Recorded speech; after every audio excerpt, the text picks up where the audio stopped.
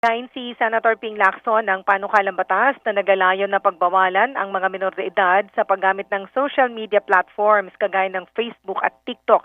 Sa kanyang panukala, uutusan ng mga social media platforms na i-take down ang accounts na matutukoy na menor de edad o wala pang 18 ang gumagamit. Aatasan din ng social media platforms na magkaroon ng paraan para matiyak ang edad at identity ng gagamit ng account kagaya ng ID verification at facial recognition, regular na audit ng user account data at paglikha ng age restrictions sa platform. Kailangan din silang kumuha ng third-party age verification providers. Sa paghain ng panukala, sinabi ni Lacson na natukoy na sa mga pag-aaral na ang labis na paggamit ng mga bata ng social media o SOCMED ay maaari magdulot ng problema sa mental health kagaya ng pagkabalisa, depresyon at social isolation. Sabi ani sa pag-aaral ng United Nations Children's Fund o UNICEF, naharap ang mga bata sa cyberbullying, body image pressures at online harassments dahil sa social media platforms. At dahil dyan, bunsod niyan, nais niyang tularan ng ibang bansa kagaya ng Australia na nagkaroon na ng polisiya para i-regulate ang access ng mga minor de edad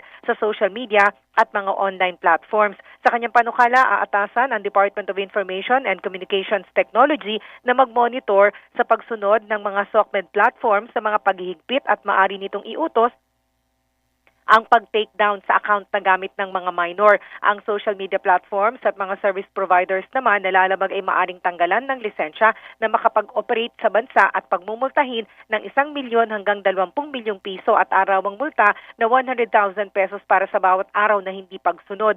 Pagmumultahin naman ng internet service providers ng hanggang 3 milyong piso kapag hindi nila maipatupad ang disabling order ng DICT laban sa SOCMED platforms.